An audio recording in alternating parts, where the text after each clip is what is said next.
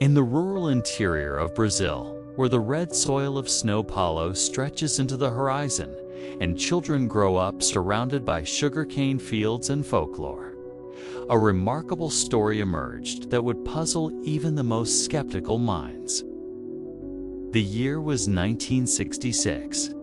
In the quiet town of Bebedouro, a boy named Cícero Ferreira de Araújo began to say things no one could explain.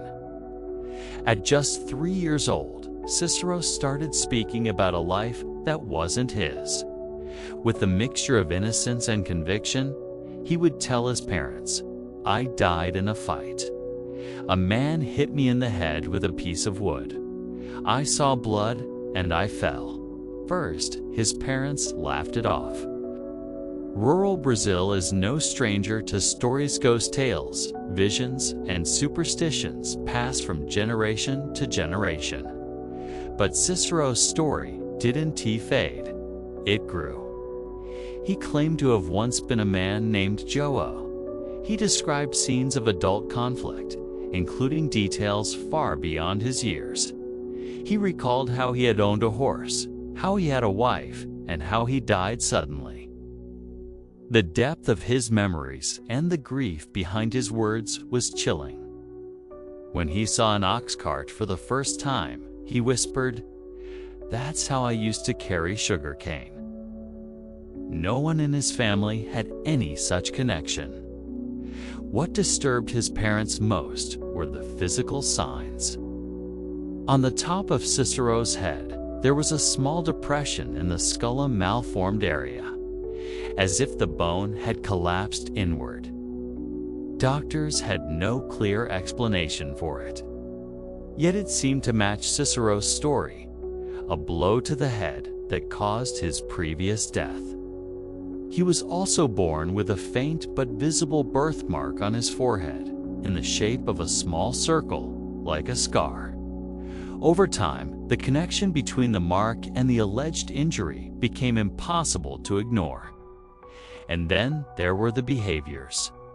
Cícero had a deep aversion to certain sounds, especially the sound of wood hitting metal, which made him visibly tremble. He spoke of his wife with tenderness and sadness. He insisted that his real name was João, not Cícero. Once, during a family visit to a nearby village, he suddenly stopped walking, looked around, and said, "I used to live here. That was my house." He pointed to a small farmhouse, unfamiliar to everyone but him. These weren't idle fantasies. These were living memories, emotional, painful, and persistent. He couldn't explain how he knew. He simply did. Word of the boy with a past life spread quickly.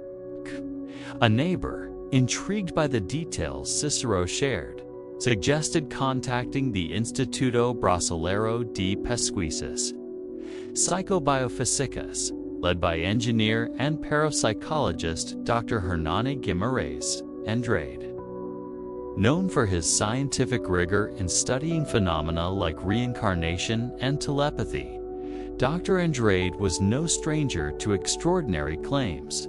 But even he was surprised by the depth and consistency of what was unfolding in Bebedouro.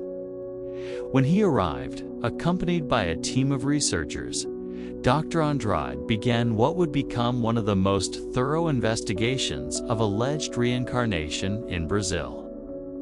Over the following months, the team interviewed Cícero, his family, villagers, and, most crucially, began searching for anyone named João who had died in a violent manner in that region. Their efforts would soon bear fruit. In a nearby area called Guarachi, roughly 20 kilometers from Bebedouro, they found a match, a man named João Batista de Almeida, who had died under mysterious circumstances. The record showed he had indeed suffered a fatal blow to the head during a dispute in 1936, exactly 30 years before Cícero's birth. The details were shocking. João Batista had died after being struck in the head with a piece of wood, during a fight over sugarcane payments. He had been married and had worked as a laborer transporting sugarcane by ox cart. The parallels with Cicero's claims were unmistakable. But the most chilling moment came when Cicero was shown a photograph of Joao Batista.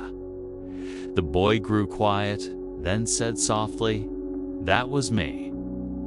As the story gained traction beyond the dusty streets of Bebeduro, Dr. Hernani Guimarães Andrade and his team intensified their efforts. This was no longer merely a curious anecdote from rural Brazil. It had become a case study with potentially groundbreaking implications. Could a boy born in 1966 truly carry the memories of a man who had died in 1936? And if so, how? Dr. Andrade, trained in physics and engineering, approached the matter not with credulity, but with method. He didn't seek to prove reincarnation.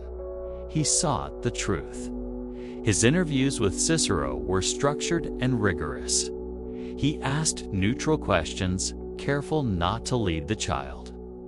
What emerged was a consistent, coherent narrative of a life Cicero insisted had once been his: the life of Joao Batista de Almeida.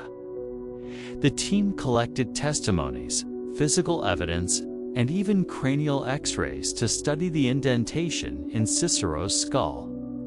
Medical professionals were consulted. Some believed the cranial anomaly could have been congenital. Others admitted privately that it was highly unusual, especially when considered alongside the precise birthmark that mirrored the blow Joe had received.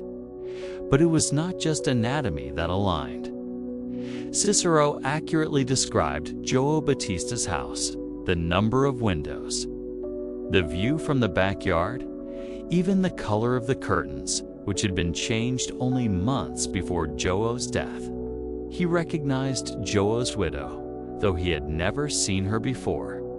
He even called her by the pet name Joao used, a name not publicly known. When Dr. Andrade arranged for a controlled meeting between Cicero and Joe's remaining relatives, what transpired was difficult to rationalize. Upon seeing the house again, the boy became visibly emotional. He walked through the rooms with familiarity, pausing at one point and saying, "This is where I died." He then described the exact sequence of events: the argument, the attack, the fall, the darkness. His voice trembled. His eyes filled with tears. Those around him, including skeptical researchers, stood in stunned silence. Perhaps the most compelling moment came when he met Joao's brother, who had aged significantly since Joao's death. Cicero approached him with a mix of affection and solemnity. "You used to call me compadre," he said, using an affectionate term for a close male friend. The man gasped. No one outside the family had ever heard that term used between them. No books, no television, no radio broadcasts could have implanted such specific, emotionally charged memories in a child with limited exposure to the world. But even as Dr. Andrade's team compiled the data pages of transcribed interviews, photos, maps, and medical assessments, they were careful to present their findings with balance. The final report did not declare reincarnation as fact. Instead, it concluded that the case presented strong evidence suggestive of reincarnation, and that it merited serious consideration by the scientific and psychological communities. The report would go on to be included in international academic journals. It caught the attention of other reincarnation researchers, including Dr. Ian Stevenson at the University of Virginia, who considered it one of the best documented cases from Latin America. Still, questions remained. Could Cicero's memories be explained by cryptomnesia? Forgotten memories absorbed from overheard stories or environmental cues? Could there be some psychological mechanism, unknown to modern science, that accounted for his knowledge? Dr. Andrade addressed these questions in his writings. While acknowledging the need for healthy skepticism, he emphasized that the sheer specificity, emotional intensity, and physical marks present in the case defied the boundaries of conventional psychology. For him, it was not about belief, it was about data. And the data, he insisted, demanded that we expand our understanding of the human experience. Cicero himself, as he grew older, became more reserved about the subject. His memories, like the dreams of a half-remembered past, began to fade, but their emotional imprint remained. In his teenage years, he would occasionally visit Guarachi, the village where Joao had lived and died. He never called it Joao's village. He called it my old home. His connection to that previous life was not based on fantasy or desire. It was something deeper, a silent knowing, a whisper through time. And those who witnessed it, researchers, neighbors, even doubters, could not easily forget the boy who remembered too much. As the years passed and Cícero Ferreira de Araújo transitioned from childhood into adulthood, the weight of his extraordinary past began to quiet. The vivid memories that once arrived like lightning, sudden, powerful, undeniable, became more like echoes, soft and fleeting, fading with time. Yet something unshakable lingered, not just in his mind, but in the very rhythm of his being. He never denied the memories, never recanted his testimony, but he also never capitalized on them. There were no television appearances, no book deals, no attempts to monetize his story. He remained, by all accounts, a humble and introspective man. When journalists occasionally tracked him down, he would answer their questions politely, but with a quiet distance, as if speaking of someone else's life, one he had borrowed but no longer claimed. "I don't know why I remember," he said in one rare interview, "but I remember. And I still feel it when I close my eyes. The pain, the fear, and the love I left behind."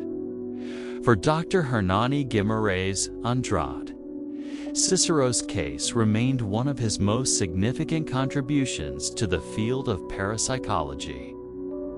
It was not just the consistency of Cicero's account that stood out, but the way it had touched so many, from scientists to spiritual seekers, from skeptics to believers. In a country as culturally and religiously diverse as Brazil, the story of a boy who remembered dying decades earlier struck a collective chord. Many saw in the case a validation of spiritual teachings, long held sacred in Spiritist and Hindu traditions.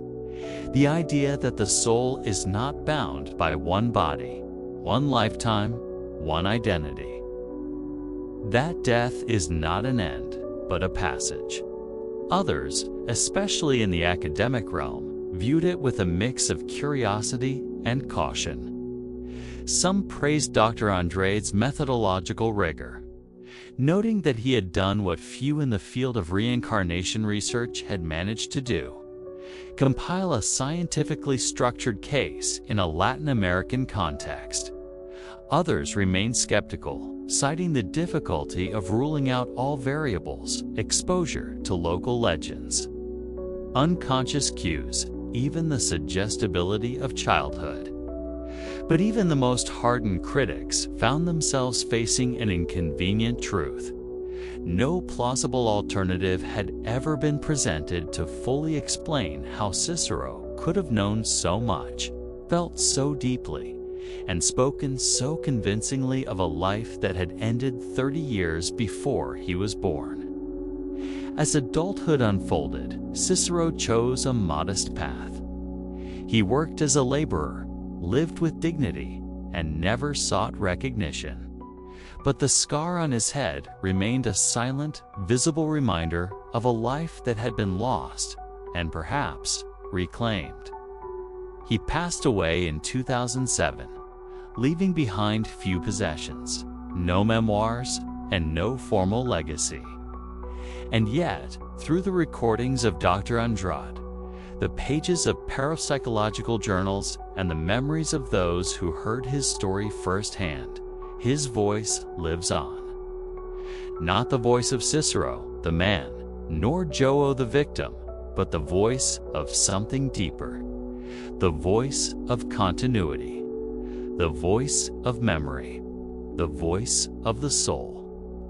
His story forces us to look beyond the veil of what we call life and death, to ask whether consciousness might transcend the boundaries we've long assumed to be unbreakable. To consider, perhaps for the first time, that identity is not aligned with a beginning and an end, but a circle spiraling through time, touching different faces, different names, different histories. What do we make of a child who remembers being murdered? What do we do with a memory that does not belong to this body, this time, this name? And how many others walk among us, burdened with knowledge they cannot explain, longing quietly for a home they've never seen in this life? Cícero Ferreira de Araújo's story does not offer easy answers. It does not promise proof, but it leaves a question hanging in the air, persistent and profound. What if our souls remember more than we allow ourselves to believe? And if they do, what stories are waiting inside of us, waiting to be heard?